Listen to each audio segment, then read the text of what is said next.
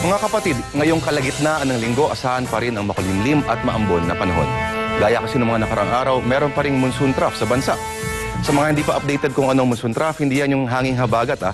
Ang monsoon trough ay may pulupulong low pressure area o sama ng panahon. Kaya syempre, may dalang pag-ulan. Apektado ng trough na yan ang Luzon, lalo na dyan sa southern Tagalog.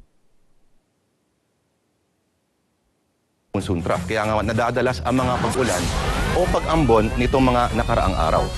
At ayon sa pag-asa, mukhang magtatagal ang trough dito sa Pilipinas hanggang weekend. Kaya mga kapatid, mukhang magiging makulimlim ang panahon for the rest of the week.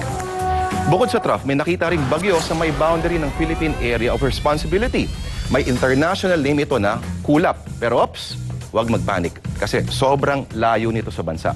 At ayon sa pag-asa, hindi raw ito tatama sa Pilipinas. Pero maiba tayo. Sabi ni Lord kahapon, 3 pangalan ang naging laman ng mga balita para sa 3 magkakaibang dahilan.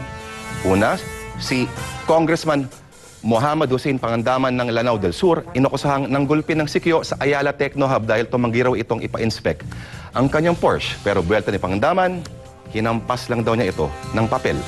And speaking of papel, pumapel din si Congressman Mikey Arroyo to the rescue, ang kumakatawan di umano sa mga security guards. Representative Pangandaman, Representative Arroyo, 2 congressman at eto. Instant celebrity ang buhayang ito na nahuli sa Bunawan, Agusan del Sur. Bukod sa sabay-sabay silang umapir sa balita kahapon, ano pa ba ang pagkakapareho nila? Kayo na ang bahalang humusga. At yan po ulat panahon para sa ngayon. Ito po si Lord De Vera nagsabing, pag walang tiyaga, walang pork barrel.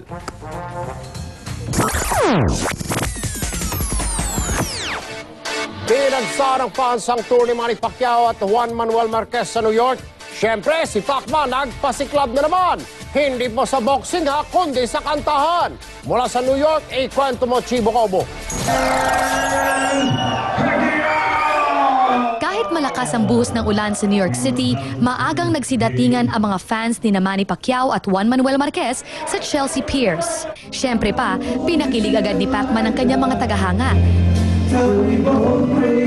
Nakipagduet ito kay Dan Hill, ang singer-songwriter na nagpasikat ng paboritong awitin ni Manny. Para kay Juan Manuel Dinamita Marquez, handa siyang pabagsakin si Pacman sa Nobyembre. Intelligence, ability, how set bobaron, contra punches. I like contra punches. Maybe I had the medicine for Manny. Bagay na hindi naman ininda ng mga Pacman fans. Probably, 3 rounds lang to. Knockout na siya. Mga ganun siguro, 3 to 4 rounds. First round. Nang tanungin tungkol dito, nagpaka-gentleman naman si Manny. Basta sa November 12, gawin natin lahat na makaya para manalo. Pananatili kaya kay Manny Pacquiao ang WBO welterweight world champion title o may uuwi na kaya ito ng Dinamita ng Mexico? Chibo Cobo, News 5, New York City.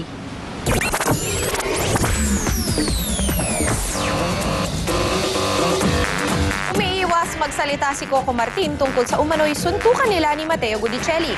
At si Pepe Smith nag-post sa isang men's magazine. Yan at iba pa sa showbiz aksyon ni Laila Chicadora. Dati si Heart Evangelista. Sunod si Rachel Ann Go. At ngayon, si Bianca Manalo naman. Parang nagpapalit lang ng damit kung magpalit ng chicks, kaya nabansagan tuloy na playboy si John Prats. Pero say niya, ang lahat naman ng artista very magnified lang, di ba? looking good pa rin si Coco Martin nang maispatan sa unang pagkakataon matapos silang magsuntukan umano ni Matteo Gudicelli sa isang hotel noong Sabado. Pareha silang naliling ngayon kay Maha Salvador, pero si Coco iwas na iwas sumagot sa mga tanong. Hindi pwede. Bawal pa kasi. Ayon naman sa statement ng Star Magic na ayos na ang issue at very apologetic ang dalawa sa isa't isa. Spotted sina Iza Calzado and who else but President Noynoy Aquino sa birthday party ni Ogie Alcacid na nagchichikahan. Si Iza na nga ba ang bagong presidential date? Just, it's not true that we are dating.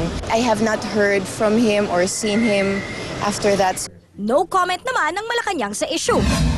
Napapaligiran ng mga sexing babae ang rock icon na si Pepe Smith nang mag-post siya para sa isang men's magazine. Tumaas ang BP ko. Pinuwisan ako ng gusto. Kamusta Kumusta naman kaya ang kanyang sex life? Siyempre. Rock and roll, kumbaga. At yan ang latest sa showbiz. Laila Chikadora, News 5. Mahabol na balita, speaking of sex life, ito mga kapatid, gaano nga ba kahalaga ang sex life sa isang tao? Sa kasong ito, libo-libong dolyar. Trending topic ngayon sa Time.com ang isang 51 anyos na lalaking pinagbabayad ng French court dahil sa hindi pakikipagtalik sa kanyang 47 anyos na asawa. Ang halagang hinihingi, $14,000 o halos 600,000 pesos. Ganon? Nasa batas kasi ng France na bahagi ng pagpapakasal ang sex para maipakita ng mag-asawa na mahal nila ang isa't isa. Depensa naman ng lalaki, pagod at nagkakaproblema kasi siya sa kalusugan. Paano kung ayaw na? Ayaw na. Ano ayaw na? Ayaw na ni Junjun. Kailangan niya na Ayaw na gumanon. Ayaw na. O Hindi, may mga medicine naman Pwede inumin. Kailangan kung may sakit sa puso, kailangan. Kasi dapat wala kang sakit sa puso. Ano ba yun? At alam mo, Masimple pa kayo. Nabasa ko yan. Nasa Google, nasa Twitter. Sa yung pananaliksik. Twitter? Sa pananaliksik. Twitter ka na ngayon. Oo. Ha? Oo. Ma-follow nga. ayun, sige na.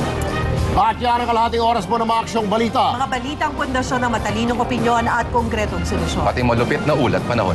Saan man, kailan man, kapatid, higit sa balita, aksyon. Susunod na po ang Well Time Big Time.